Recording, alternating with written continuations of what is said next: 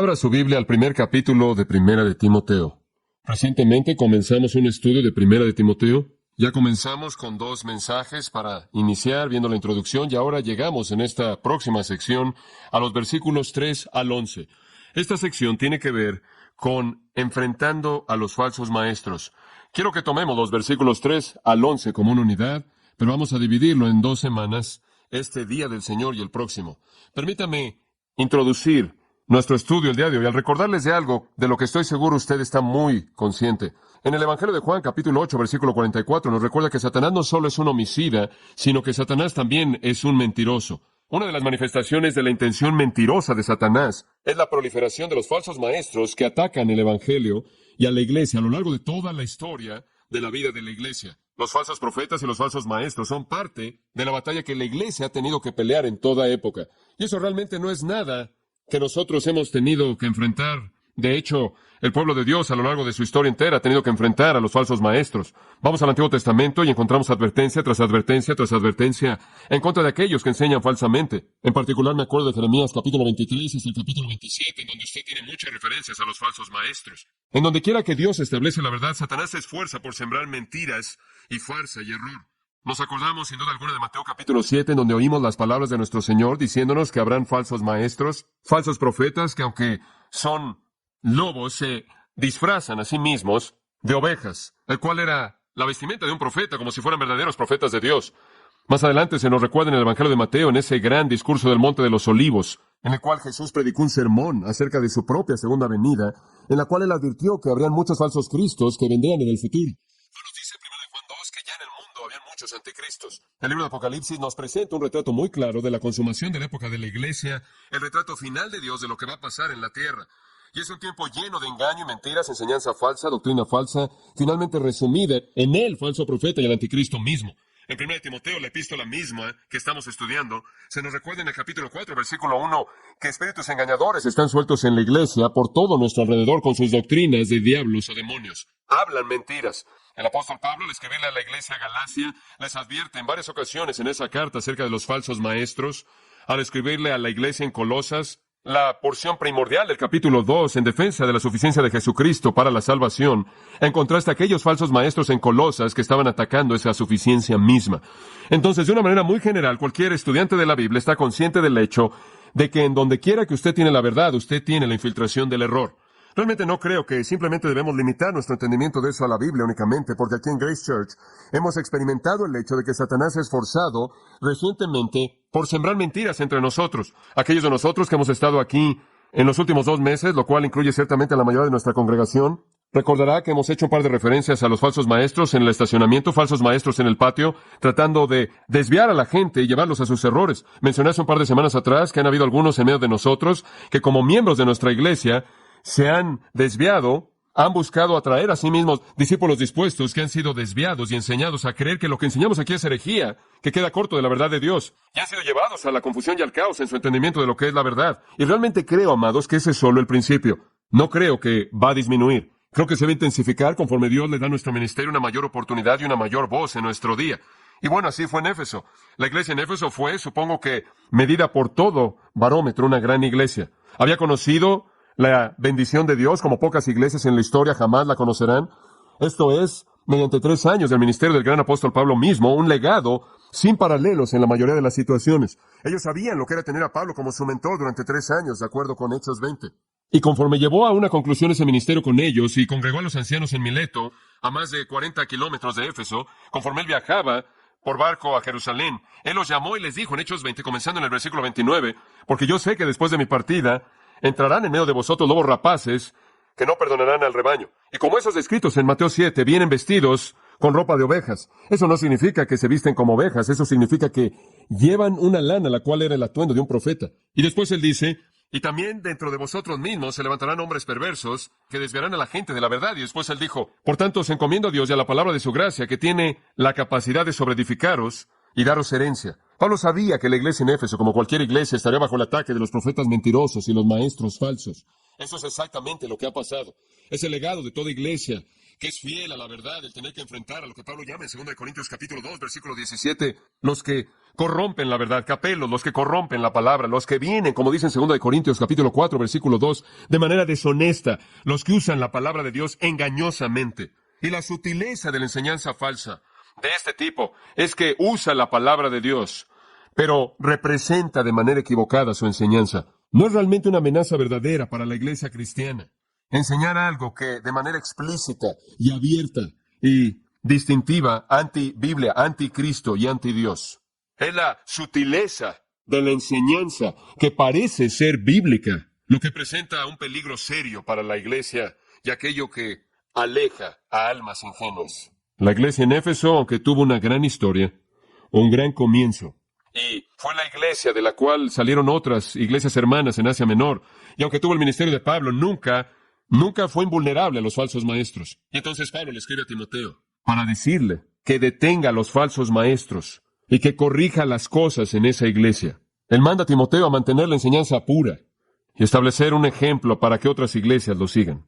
Ahora, en estos versículos de apertura en los cuales él presenta esta necesidad de detener a los falsos maestros, él le ayuda a Timoteo y a nosotros a entender la necesidad de hacer esto mediante 4 ideas clave que quiero que entienda. Y vamos a estarlas estudiando este día del Señor y el próximo. Detener la falsa doctrina y detener a los falsos maestros demanda que entendamos 4 cosas. En primer lugar, necesitamos entender su efecto. En segundo lugar, necesitamos entender su meta u objetivo. En tercer lugar, necesitamos entender su motivo. Y finalmente, necesitamos entender su resultado, lo que producen en el caos. Ahora, para comenzar, es importante que entendamos el error y lo que crea. Supongo que el primer punto igualmente podría ser entender su error. Su error tiene un efecto muy serio. Veamos los versículos 3 y 4 y veamos si podemos entender su error y cómo definimos ese error y lo que produce. El versículo 3 dice, como te rogué que te quedases en Éfeso, cuando fui a Macedonia, para que mandases a algunos que no enseñen diferente doctrina, ni presten atención a fábulas y genealogías interminables, que acarrean disputas, más bien que edificación de Dios, que es por fe. Así te encargo ahora. Vamos a detenernos ahí. Aquí encontramos el error de los falsos maestros, simplemente presentado. Pero entendamos la escena un poco. Él comienza en el versículo 3 diciendo, como te rogué, y esa es una palabra de exhortación, una palabra de cierta fuerza, es importante que te quedes, te ruego que te quedes, lo cual podría indicar que Timoteo gustosamente buscaba una nueva tarea, porque esta no era una fácil. Aquí estaba un joven, Timoteo, de la edad de unos 35 años. Él había estado con Pablo durante 20 años. Él era una verdadera réplica de Pablo, como dice en el versículo 2, verdadero hijo en la fe. Pero inclusive en esas circunstancias había cierta timidez en su personalidad. Él en cierta manera estaba intimidado por aquellos que menospreciaban su juventud. Sin duda alguna le parecía difícil enfrentar a nivel intelectual a aquellos que estaban promoviendo el error aquí. Él realmente no estaba en el sentido de la polémica y apologética, no tenía la capacidad de enfrentar sus argumentos a ese nivel, y él pudo haberse sentido un poco inepto para la tarea. Además, no era fácil quitar a los líderes en la iglesia. Una cosa era haber estado trabajando con la gente en la banca a nivel de laicos, pero estar enfrentando a estos líderes y falsos maestros era una tarea muy difícil. Y bien pudo haber sido que Pablo esperaba eso, y esa es la razón por la que le dije, como te rogué que te quedases ahí, quiero que te quedes. Pablo ya había comenzado a corregir estas cosas. En el capítulo 1, versículo 20, dice que mencionando a Himeneo y Alejandro, 2 de los falsos maestros que guiaban, quizás 2 de los más importantes que estaban en la parte de arriba de la lista, a quien entregué a Satanás para que aprendan a no blasfemar. Aparentemente Pablo mismo, cuando estuvo ahí, enfrentó a Himeneo y Alejandro, y en cierta manera echó a andar a Timoteo y lo dejó y le dijo, ahora tú sigue con lo que queda, termina con lo que yo empecé con estos 2. Debemos detener y eliminar estos falsos maestros. Y entonces Pablo ha dejado Macedonia para visitar a los filipenses, y Timoteo se quedó ahí con una tarea muy difícil, tratando de deshacerse de los líderes espirituales falsos en la iglesia de Éfeso y quizás en las iglesias hermanas en esa área. Ahora, como le mencioné una semana atrás, esta carta no encaja en la cronología del libro de Hechos. El libro de los Hechos termina con Pablo en prisión, en la cárcel, en Roma. Y en el capítulo 28 se cree que él entonces fue liberado de ese encarcelamiento, y después de ser liberado de ese encarcelamiento, él viajó mediante barco a Éfeso.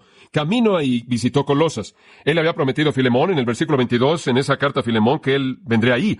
Y así fue, sin duda alguna, y después fue de Colosas a Éfeso. Timoteo, viniendo de Filipos a Éfeso, ahí se reunieron, enfrentaron a Himeneo y Alejandro. analizaron la situación y Pablo dejó a Timoteo ahí y él mismo prosiguió a Filipos para cumplir con la obra que Dios tenía para él ahí, como lo indica en Filipenses 2:24. Entonces Timoteo ahora está ahí. Pablo acaba de salir a Filipos. Él no ha partido hace mucho tiempo atrás y él escribe esta epístola porque él sabe que Timoteo tiene una tarea muy difícil que enfrentar y él quiere fortalecer la valentía de Timoteo. Él quiere fortalecer su autoridad con la gente que van a oír también esta carta. Y entonces es una carta de gran importancia conforme él enfrenta la eliminación de los falsos maestros en la congregación de esa iglesia y las otras que la rodean. Es interesante señalar que en los versículos 3 y 4, aunque son un pensamiento completo, carecen de la estructura gramatical para que sean una oración legítima. Es elíptica. Él comienza con una cláusula, comenzando con cómo, pero nunca la resuelve. Y entonces, en algunas versiones aparecen con letras inclinadas en las últimas dos palabras del versículo 4, así haz. Porque el editor siente que tiene que completar o terminar la oración. Y entendemos que Pablo en este punto no está preocupado con la gramática, lo cual es una pista acerca del corazón cargado que él está expresando por este asunto de que Timoteo enfrente a los falsos maestros. Él no está demasiado preocupado con la gramática en este punto, él más bien comienza con un clamor apasionado para que Timoteo acepte el mandamiento de hacer la tarea que necesita ser realizada en esta iglesia, que está tan cercana al corazón de Pablo.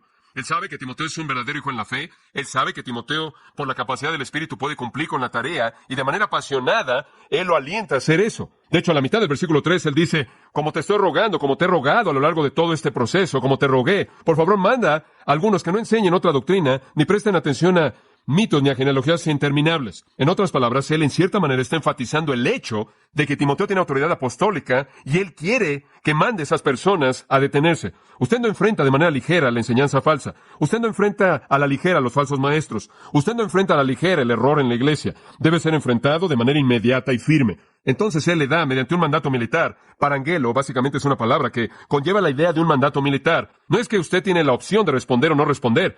Es uno que demanda una respuesta de un inferior a una orden dada por un superior. Ahora Pablo, según el capítulo 3, versículo 14, había esperado que él mismo llegara. La verdad es que nunca llegó ahí, como lo vemos en su segunda carta a Timoteo. Pero él está escribiendo en caso de que no pueda venir, y claro, él nunca llegó para fortalecer la mano de Timoteo. Simplemente un recordatorio breve de que Éfeso era una ciudad clave. Fue una capital provincial de la provincia de Asia Menor. En cierta manera, estaba declinando económicamente porque el río que pasaba por Éfeso estaba depositando ciertos depósitos minerales ahí en la línea costera en el mar y como consecuencia estaba replegando la ciudad hacia adentro debido a ese depósito de minerales y estaba perdiendo algo de su capacidad y comercio económico. Pero continuó siendo una ciudad significativa debido primordialmente al templo de Diana o Artemis. Esta secta pagana particular era una secta de la fertilidad, en la cual la adoración era expresada mediante ritos de la fertilidad sensual y orgías de una naturaleza indescriptible. Y en medio de ese lugar está esta iglesia por la que Pablo de manera tan apasionada se preocupa, a la cual él había enviado a Timoteo, había dejado a Timoteo para este ministerio. Observe que él usa la palabra algunos, que mandases algunos. Ciertos individuos, es la idea aquí. Parece indicar que eran unos cuantos, pero estaban teniendo una influencia más bien amplia, sin duda alguna no solo en Éfeso, como mencioné, sino en la región que rodeaba a Éfeso. Y Pablo quiere que sean enfrentados inmediatamente, así como él enfrentó a Himeneo y Alejandro de manera inmediata. Es muy posible que eran todos conocidos por nombre, no solo por Pablo, sino también por Timoteo. Y hacemos la pregunta, ¿por qué sus nombres no son mencionados? Y supongo que la respuesta es que el Señor no quiso darle ninguna publicidad, por un lado, o por otro lado, el Señor no quiso enlistar algunos de esos nombres y haber dejado a alguien afuera que quizás hubiera pensado que no estaba incluido. Y no hay pista de que hubieran habido personas de afuera, como aquellos que estaban en Gálatas o aquellos que estaban en Corinto, que habían venido a contaminar la asamblea ahí. De hecho, estoy convencido que algunos, los ciertos individuos, probablemente eran ancianos en la iglesia en Éfeso y algunos en las iglesias que rodeaban a Éfeso. Eran aquellos que estaban al nivel más elevado. Eran pastores quienes eran los falsos maestros. Ahora, la razón por la que tiendo a inclinarme en esa dirección es simplemente por el flujo de esta epístola en particular. Por ejemplo, al describirlos, dice en el versículo 7, que se presentaban a sí mismos como maestros, y sabemos, a partir de otras partes en esta epístola, que la enseñanza era la función excepcional del anciano, o obispo, o pastor. En el capítulo 3, versículo 2, al final del versículo, dice al describir al obispo, o al supervisor, quien también será el pastor, anciano, misma persona, simplemente al describir diferentes facetas de ese hombre, él debe ser apto para enseñar, didáctico, es un maestro hábil, capaz. En el capítulo 5, versículo 17, esos ancianos o pastores, quien gobernaban bien y debían ser tenidos dignos por doble honor, eran aquellos que estaban especialmente capacitados en el manejo de la palabra y la doctrina. Entonces parece como si estos habrían aspirado y quizás habían llegado al punto de ser reconocidos como maestros dentro de esa congregación. Habían llegado al punto de ser un pastor o un anciano ahí. También me parece curioso que en el versículo 20, Himeneo y Alejandro fueron despedidos por el acto unilateral por parte del apóstol Pablo. Dice que Himeneo y Alejandro, a quienes entregó a Satanás, para que aprendan a no blasfemar. Aparentemente Pablo tenía que confrontar a estos hombres, tenía que sacarlos de la iglesia, entregarlos al diablo mismo, lo cual probablemente apunta a una coalición de buenas personas en la iglesia que no lo podían hacer, lo cual podría indicar que ellos habían alcanzado un lugar de prominencia tal que la gente misma no podía enfrentarlos y tenía que ser enfrentado con autoridad apostólica. Y esa es la razón por la que Pablo lo hizo, y esa es la razón por la que Timoteo se quedó ahí también para hacer eso. Además, en el capítulo 3, el hecho de que la primera parte del capítulo está tan preocupada con los requisitos de un anciano o los requisitos de un pastor, parece indicar que habían personas descalificadas que habían llegado a ese lugar y necesitaban cierta instrucción clara con respecto a quién debía tener esa responsabilidad. Después también en el capítulo 5 se nos recuerda en el versículo 19 que un anciano debe ser acusado, pero siempre de la manera apropiada, ante 2 o 3 testigos, y los que pecan deben ser reprendidos. Y no se debe tratar con parcialidad a estas personas porque son ancianos. Ahora, todas estas cosas tienden a indicar que estos falsos maestros habían llegado a un nivel muy elevado en la iglesia y tenían que ser enfrentados, en este caso, con confrontación apostólica. Ahora, a Timoteo se le dice en el versículo 3, observa al final del versículo, que les mande con un mandato militar, que les dé órdenes que no enseñen diferente doctrina. Ahora, ese es un verbo largo, ese es un verbo probablemente inventado por Pablo. Él toma la palabra enseñar, didascalia, y toma la palabra hetero, lo cual significa de un tipo diferente. Hablamos de heterodoxia, siendo algo que es diferente a la ortodoxia, y él coloca estas dos palabras, y lo más probable es que él inventa la palabra enseñen doctrina, enseñen herejía. Eso es lo que significa. Mándales a que dejen de enseñar algo diferente de la verdad, que enseñen algo, enseñar enseñanza de un tipo diferente, que esté en conflicto con la verdad revelada. Entonces, sin duda alguna, estaban usando la función de pastor, estaban usando la función de anciano, tenían prominencia en la iglesia, y cuando estaban usando la palabra de Dios, probablemente en el Antiguo Testamento, lo cual es bastante significativo, y lo usaban como su base, y lo estaban mezclando, enseñando de manera incoherente con el Antiguo Testamento, y con toda seguridad enseñando de manera incoherente con el Evangelio del Nuevo Testamento. Por lo tanto, habían cambiado, habían torcido y pervertido la naturaleza entera de la verdad cristiana. Ahora ellos tenían un estándar, han pasado 30 años desde el día de Pentecostés, inclusive en el día de Pentecostés dice que Pedro predicó y 3,000 fueron salvos, y Hechos 2:42 dice que ellos continuaron, perseveraban en la doctrina de los apóstoles. Ellos sabían cuál era la sustancia de verdad revelada que había venido a través de los apóstoles, y que la doctrina de los apóstoles era la base de lo que era la verdad. Y estos, sin duda alguna, se habían desviado de eso, lo habían violado. Esa es la razón por la que en 2 de Timoteo 2, a Timoteo se le recuerda que enseñe solo esas cosas que has oído de mí, entre hombres fieles, entre muchos testigos. Encomienda esas cosas a hombres fieles que sean aptos de enseñar también a otros. Pero se habían desviado de la verdad y estaban enseñando error. Ahora, entendemos un poco más de cuál fue su error en el versículo 4. Si vamos a entender su error, necesitamos ver el versículo 4 y necesitamos comenzar a ver cómo comienza él a discutirlo. Ni presten atención, lo cual significa entregar tu mente a o ocuparte con, mándales a que no enseñen ninguna otra doctrina, ni presten atención a fábulas y a genealogías interminables. Es la palabra muthos, fábula. Obtenemos la palabra mito de ahí. Leyendas y fábulas e historias que son inventadas y manufacturadas por hombres y espíritus engañadores, los cuales así serán llamados en el capítulo 4, doctrinas de demonios. Estaban inventando cosas. Eran muy parecidos a los atenienses, que son descritos en Hechos 17:21, en una descripción más bien general que nos ayuda a entender esto. Dice que todos los atenienses y los extranjeros que estaban en la ciudad de Atenas pasaban su tiempo en nada más que en contar o en oír alguna cosa nueva. Estaban preocupados con alguna cosa filosófica nueva, y aparentemente aquí estos estaban introduciendo cosas nuevas para tentar a la gente en Éfeso. Y estas leyendas, estas mentiras inventadas por los hombres, demoníacamente diseñadas y farsas, estaban siendo presentadas como la verdad divina. Es muy difícil para nosotros identificar de manera específica estas ideas. De hecho, no podemos identificar qué leyendas eran porque no tenemos esa información revelada. No sabemos qué estaban tratando de imponer en las genealogías o cómo estaban interpretándolas o mezclándolas. Realmente no tenemos detalles específicos. Es suficiente saber que lo que estaba siendo enseñado era opuesto a la verdad. No es necesario que nosotros conozcamos todos los detalles acerca del error. Pero es muy probable que en cierta manera podemos sistematizarlos simplemente al seguir a lo largo de las epístolas. Por ejemplo, encontramos esto en el versículo 4. Se estaban entregando a mitos y a genealogías interminables. El versículo 7 nos dice algo más. Estaban haciendo esto deseando ser maestros de la ley. Entonces, de alguna manera, estos mitos y genealogías estaban conectados con la ley del Antiguo Testamento, lo cual nos lleva a creer que había una orientación judía en esta enseñanza falsa. El capítulo 4 nos dice que estos espíritus engañadores y doctrinas de demonios estaban llenos de hipocresía y mentiras.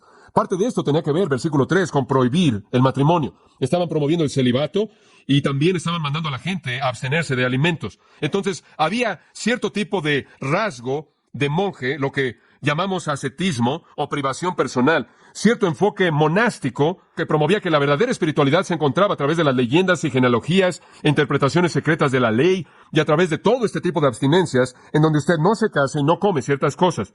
Y mediante su privación personal y al adoptar estas ideas inventadas por ellos, usted alcanzará cierto nivel de aceptación divina. El capítulo 4, también versículo 7, nos ayuda a identificar esto también como fábulas profanas y de viejas, mitos contados por estas señoras de edad que no hacen nada más que traer impiedad, es la intención aquí. Observe 2 de Timoteo, y aquí encontramos, de hecho, vea el capítulo 6 de 1 de Timoteo en primer lugar. Capítulo 6, versículo 4, nos ayuda a definir aún más esto. La gente enseñándolas son personas orgullosas, que pasan su tiempo en cuestiones, disputando acerca de palabras. En otras palabras, el versículo 5 dice, son muchos argumentos perversos de hombres que tienen mentes corruptas, que están absolutamente privados de la verdad.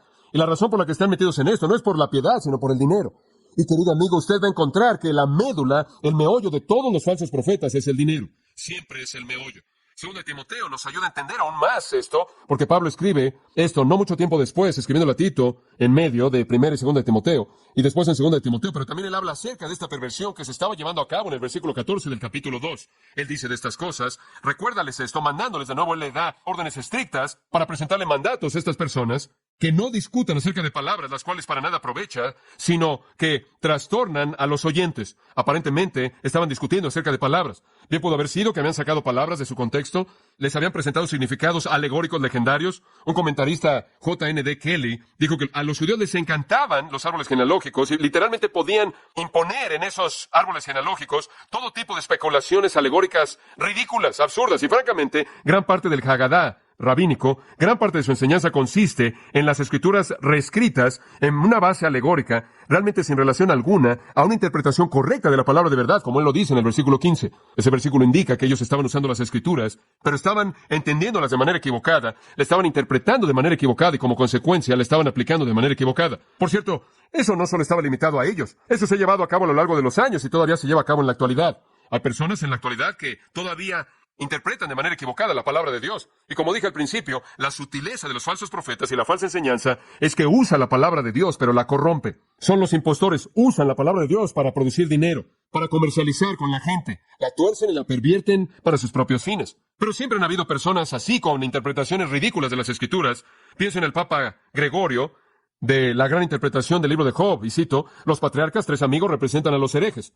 Fin de la cita, le está tratando de tomarlo alegóricamente y traerlo a su propia época, los anticatólicos, y cito, los 7 hijos son los 12 apóstoles. Lo que te digas, Gregorio, y continúa. Las 7,000 ovejas, él dice, son el pueblo fiel de Dios, y sus 3,000 camellos son los gentiles depravados. Fin de la cita. Ese tipo de interpretación absurda de las Escrituras era común en el periodo rabínico.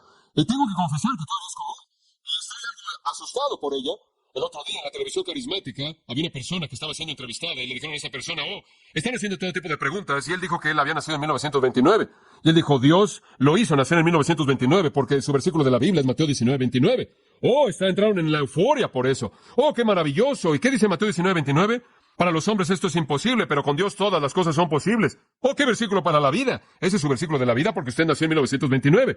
Y después el anfitrión dijo, yo nací en 1934. ¿Qué dice Mateo 19:34? Ese va a ser mi versículo de la vida. Y entonces su esposa buscó Mateo 19:34 y claro, Mateo 19 no tiene 34 versículos y Marcos no tiene 19 capítulos y usted queda con Lucas y él dijo, busca Lucas 19:34.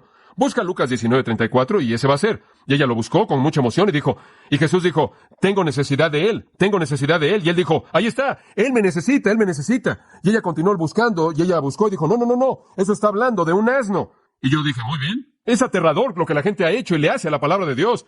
No obstante, en este versículo, usted entiende. En 2 Timoteo, este uso equivocado de la palabra de verdad se discute aún más en el versículo 16 como palabras profanas que incrementarán y llevarán a la impiedad, y es una palabra que come como gangrena. En el versículo 18 han errado de la verdad. Ahí en el versículo 23 lo describe aún más como preguntas necias que solo producen contienda. Capítulo 3, versículo 8, son de mentes corruptas, resisten a la verdad, son réprobos con respecto a la fe. En el versículo 13, son engañadores que empeorarán engañando a otros y siendo ellos mismos engañados. En el capítulo 4, son maestros que son el resultado de las concupiscencias de la gente que quieren que sus oídos sean rascados. Se desvían de la verdad, se vuelven a las fábulas, y Tito en Creta estaba enfrentando lo mismo, sin duda alguna. Tito 1:10. Son engañadores Y después él dice, especialmente los de la circuncisión, lo cual de nuevo me indica que esto no es algo prenóstico, sino que probablemente tiene un elemento judaizante. Pudo haber tenido algunos elementos de la filosofía gentil pagana, pero me parece que esta es una especie de filosofía judaizante en donde llegan con la ley y la están interpretando de manera alegórica con todas estas leyendas y mitos que terminan siendo nada más que palabras sin significado, sin importancia. Y él dice de ellos en el capítulo 1 de Tito, versículo 11, sus bocas necesitan ser silenciadas porque alteran a casas y enseñan cosas que no deben enseñar. Y aquí vamos de nuevo y lo hacen ¿por qué? Por dinero. Es el dinero lo que siempre se encuentra en el fondo. El versículo 14 los llama fábulas judías y mandamientos de hombres. Esto es, diseñados por hombres que desvían a la gente de la verdad, profesan, versículo 16, conocer a Dios, pero con sus obras lo niegan, son abominables, desobedientes. De hecho, todo lo que hacen demuestra que son réprobos. Bueno, usted entiende la idea. Capítulo 3, versículo 9 de Tito, genealogías o cuestiones necias, contenciones, argumentos acerca de la ley, que son vanos y no sirven para nada. De hecho, él los discute en el versículo 10 como herejes, que deben ser amonestados una vez y después dos y después rechazados. Son pecadores que se han condenado a sí mismos. Ahora eso realmente es un panorama de lo que era esta herejía. Y de nuevo, no podemos etiquetarla de una manera específica fuera de decir que era contraria a la verdad de Dios. Y como dije antes, no es importante que entendamos todo acerca de una herejía, todo acerca de una interpretación equivocada. Es importante que entendamos que Dios está diciendo en esta epístola que eso tiene que ser, ¿qué? Detenido. Tiene que ser enfrentado. Y es aterrador para mí ver en Estados Unidos y ver una iglesia que es tan ingenua y la gente literalmente se puede sentar y oír enseñanza falsa y no reconocerla. Como Walter Martin dijo una vez, el testigo de Jehová promedio puede destrozar a un cristiano en 30 minutos porque él realmente no conoce, no sabe lo que cree. Y la gente se vuelve víctima por todos estos falsos maestros, porque los maestros que tienen, aunque puedan en su corazón ser verdaderos, no están enseñándole a su congregación cómo conocer y reconocer eso y cómo evitar de que se meta a sus vidas. Y algunas veces es tan simple como apagar su televisión, apagar su radio, deshacerse del libro o alejarse de una persona que se acerque a usted con enseñanza falsa. Mezclar la verdad sagrada con mitos corrompe la palabra de Dios. Y las sectas lo han hecho por años. Y el liberalismo lo hace, y tenemos que estar listos para enfrentarlo. Simplemente para resumirlo, los maestros que lo enseñan son descritos en las epístolas pastorales como ambiciosos, avaros, ignorantes, hipócritas, enorgullecidos, corruptos en la mente, despojados de la verdad, impostores, engañadores, mentirosos, contaminados, incrédulos, desobedientes y abominables. Es un grupo agradable. Ellos, dice, se han desviado, han naufragado en cuanto a la fe, se han apartado de la fe, no consienten en las palabras sanas, han errado con respecto a la fe, han errado con respecto a la verdad, se han desviado de la verdad y son réprobos en cuanto a la fe. Ahora quiero que observe el efecto de este error en el versículo 4. Ellos proveen especulaciones. Esto es en lugar de la verdad. Ellos simplemente cuestionan y cuestionan y cuestionan y eso crea confusión. Ellos promueven cuestionamientos inútiles. Ahora observe esto. Más bien que edificación de Dios que es por fe. Ahora la palabra que usted ve quizás como edificación en su versión, es realmente la palabra economía, la cual Pablo usa en 1 Corintios 9:17, Efesios 3 un par de veces, significa administración o dispensación o mayordomía, pero tiene que ver con un modus operandi, tiene que ver con un medio de operación. Y conectado con Teo, el término Dios, es la operación de Dios o el plan de Dios, o si puedo añadir esto, el plan salvador de Dios. Lo que ellos están enseñando produce preguntas, especulación inútil, más bien que el plan de Dios que es por fe. En otras palabras, le da un golpe al evangelio de la fe salvadora. Por lo tanto, concluimos que es un sistema de justicia por obras. Es un legalismo, algún tipo de caos judaizante mezclado con filosofía gentil pagana que, de hecho, negaba la salvación por la gracia a través de la fe, el cual era el mensaje apostólico y el evangelio de Cristo. Entonces, ¿cuál es el efecto? El efecto es atacar el evangelio. Y permítame darle una pequeña fórmula que usted pueda recordar, que es muy simple, porque el caos en el mundo en la actualidad, algunas veces la gente se confunde con los sistemas religiosos. Y se lo puedo decir de manera muy simple. Solo hay dos religiones en el mundo, solo dos. Está la religión del mérito divino, esta es la religión del mérito divino. Esto es que Dios en Cristo logró la salvación fuera de ningún esfuerzo del hombre. Y después está la religión del mérito humano, esto es que el hombre, mediante algo que ellos hacen, alcanza la salvación.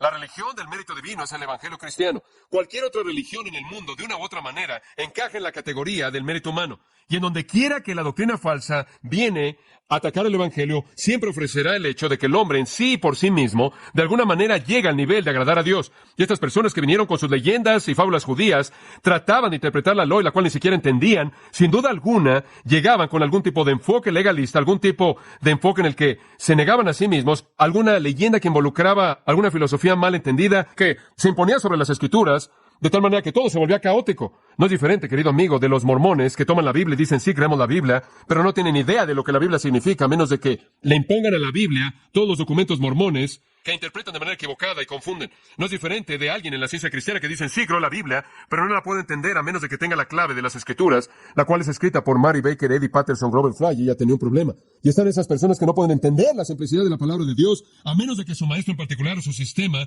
la reinterprete según leyendas sofisticadas e inventos de mentes que son tanto humanas como demoníacas. Es esencial que entendamos que cuando alguien viene con otro evangelio, Pablo nos ha dado una palabra en Gálatas 1 que dice que aunque nosotros, un ángel del cielo, les predicara un evangelio diferente que el que les hemos predicado, que sea que anatema o maldecido, entregado a la destrucción. Los maestros falsos no deben ser enfrentados a la ligera, no si usted entiende su error, y su error es inevitablemente un ataque en contra de la doctrina de la salvación por la gracia a través de la fe. No es algo ligero. Ahora, lo segundo, y simplemente quiero introducirle esto, y necesitamos entender no solo su error y el efecto que tiene, manteniendo alejada a la gente de la salvación, pero necesitamos también entender sus metas. ¿Cuáles son sus metas? Versículo 5, Pablo le dice a Timoteo, ahora el telos, el fin, el objetivo, la meta del mandamiento que te estoy dando es amor. Quiero ver en la iglesia lo que Dios quiere ver en la iglesia. Y lo que Dios quiere ver en la iglesia es amor. Jesús dijo que los hombres los conocerían por su amor. Y es esencial que la iglesia sea caracterizada por aquellos que aman al Señor, su Dios, con todo su corazón, alma, mente y fuerzas. Llamen a su prójimo como a sí mismos. Como dice Mateo 22:37 y en adelante, dice que es el gran mandamiento. Debemos ser identificados por el amor. Este es el amor, no que amamos a Dios, sino que Él nos amó y se entregó a sí mismo por nosotros. Y después Él procede a decir, y si pertenecemos a Dios, nos caracterizaremos por amor, porque Dios es amor. 1 de Juan 4:7 y 8. Entonces, la característica primordial, la característica distintiva de los cristianos es que se identifican por el amor. La palabra es agape, es ese amor de la voluntad, es ese amor abnegado que dice, yo doy mi vida por el beneficio de Dios, ese es mi amor hacia Él, yo doy mi vida por tu beneficio, ese es mi amor hacia ti, yo doy mi vida por el beneficio de los perdidos, ese es mi amor hacia ellos. Eso no es emoción, es el amor de la voluntad, ese es el tipo de amor más maravilloso y más elevado. El propósito que te estoy dando, Timoteo, es crear amor ahí. Y le voy a prometer una cosa, esa no es la meta de los falsos maestros. La meta del mandamiento es amor. ¿Y qué es lo que produce amor? Es un corazón puro y una buena conciencia y una fe no fingida o no hipócrita. El concepto de un corazón puro es un concepto magnífico del Antiguo Testamento, un concepto rico del Antiguo Testamento. El salmista en el Salmo 24:4 y en el 51:10, en donde David habla, clama por un corazón puro, un corazón limpio. David dice, crea en mí un qué, un corazón limpio, Dios. 1 Samuel 16:7, creo que es, en donde se nos recuerda que Dios ve el corazón mientras que Dios ve lo de afuera. El corazón es el centro de pensamiento. Como piensa el hombre en su corazón, así es él. El corazón es el centro de la creencia del hombre, convicción y la virtud moral. Es el centro de sus deseos espirituales. Es el centro de sus anhelos hacia Dios. Y cuando el corazón es purificado mediante el lavamiento de la regeneración, cuando el corazón está totalmente enfocado en su devoción a través de la fe en Cristo, como en Romanos 6:17 dice, es un corazón obediente, entonces es un corazón puro. Y un corazón puro es uno que está entregado a Dios con una lealtad singular porque ha sido lavado y limpiado por Cristo. Y a partir de un corazón puro viene el amor y una buena conciencia. Buena, agathos, perfecto. Produce placer y satisfacción y un sentido de bienestar. La conciencia es su facultad para juzgarse a sí mismo. Es su facultad para juzgarse a sí mismo y francamente responde a su mente. Lo que hay en su mente va a activar su conciencia. Y si usted tiene un corazón puro, usted va a tener una conciencia pura. ¿En qué sentido? Su conciencia no lo va a acusar a usted, ¿verdad? Su conciencia no lo va a condenar a usted. Su conciencia no lo va a condenar. Porque si usted tiene una conciencia pura, no hay nada que condenar. La facultad de juzgarnos a nosotros mismos va a decir, muy bien, todo está bien, y su conciencia va a proveer para usted paz y gozo y libertad de la culpabilidad porque su corazón es puro. Y eso es lo que Pablo quiere decir en Hechos 24:16, cuando él dice, siempre quiero tener una conciencia libre de ofensa hacia Dios. Ciertamente no quiero tener una conciencia como estos falsos maestros, ¿verdad? ¿Qué tipo de conciencia tienen? 1 Timoteo 4:2. Tienen una que está cauterizada como con un hierro ardiente. Está cauterizada. Y después, en tercer lugar, dice este amor viene de una fe genuina, no la fe hipócrita que los falsos maestros manifiestan. Fe verdadera, fe que no tiene pretensiones. Permítame contarle acerca de un falso maestro, ¿muy bien? Un falso maestro tiene un corazón sucio porque nunca ha sido limpiado por el evangelio verdadero, fe en Cristo. Un falso maestro tiene una conciencia culpable porque un corazón impuro da lugar a una conciencia culpable, a menos de que la conciencia haya llegado al punto en el que está tan cauterizada que ha perdido su sensibilidad, como en 1 Timoteo 4:2. Y un falso maestro tiene una fe hipócrita. Él de todas las cosas es un farsante. Él usa una máscara, él no es sincero. Y ese tipo de vida nunca va a producir el amor de Dios, ¿verdad? La meta entonces y el objetivo de los falsos maestros no es crear un ambiente de amor, la meta es satisfacer su ego y llenar sus bolsillos. Esa es su meta. Entonces versículo 6 dice, de las cuales cosas desviándose algunos. Se han desviado significa perder el blanco, fracasar en no darle al objetivo. De las cuales cosas desviándose se apartaron. Dos verbos. Uno significa perder la marca. Uno significa salirse del curso, salirse del camino. Su meta no era el amor. No estaban apuntando a la meta del amor. Ellos no se dirigían a la meta del amor, se desviaron de eso. Tienen otra meta, y su meta es muy claro, es la satisfacción de su propio ego, versículo 7. Ellos deseaban ser conocidos como maestros de la ley, y en el capítulo 6 su deseo es el oro. Y como viajeros que dejan el camino correcto para tomar un camino de muerte, terminan enseñando, dice el versículo 6, ruido irrelevante, corazones perversos, conciencias cauterizadas, fe hipócrita. Todo eso nunca va a producir el amor. Esa es la razón por la que no hay amor genuino en el corazón de un falso profeta, y él no puede producir eso. ¿Entiende usted que el amor genuino del que se habla aquí, un corazón puro, una buena conciencia y fe no fingida, solo puede ser logrado por una vida transformada a través de Cristo? Usted lo entiende, ¿no es cierto que la religión falsa no puede restringir a la carne? La religión falsa no puede reformar la vida. La religión falsa no puede transformar el corazón. Lo único que es mucho ruido. Desafortunada y trágicamente, con frecuencia, es ruido condenador. Y esa es la razón por la que Tito 1:11 es tan importante. Sus bocas necesitan ser silenciadas. Entonces Timoteo, él dice, si entiendes su error y su efecto, y si entiendes su meta, entonces vas a saber lo importante que es que tú les mandes a detenerse. Hay otras dos cosas que necesitamos entender, y veremos esas el próximo día del Señor. Inclinémonos en oración. Señor, estoy agradecido en mi corazón este día por abuelos piadosos que conocieron tu palabra, y padres piadosos que conocieron tu palabra, de tal manera que el legado que he recibido es la verdad. Estoy agradecido por maestros piadosos en mis días de educación, de preparación, que influenciaron mi vida mediante su vida y su enseñanza, y me dieron la verdad. Estoy agradecido por hombres piadosos que han escrito y llenado mi mente y corazón con la verdad. Estoy agradecido por aquellos que caminan de la mano en ministerios a lo largo de estos años que traen a mi propia vida verdad.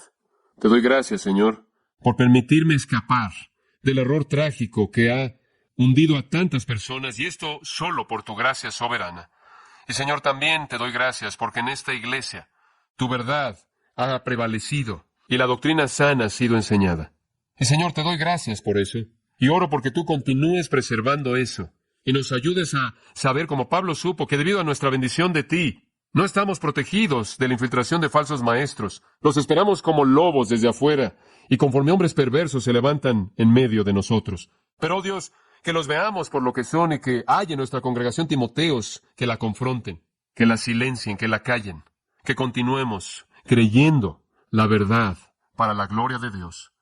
Oh Dios, oro, porque al mismo tiempo tú le des a tu iglesia en esta nación oídos para oír la verdad y discernirla, y que conozca el error en sus sutilezas que los podría desviar, y que tú inclusive preserves a tantas almas perdidas de ser persuadidas por los espíritus engañadores y las doctrinas de demonios como si de hecho fueran la verdad de Dios. Señor, colócanos en las líneas frontales para la verdad.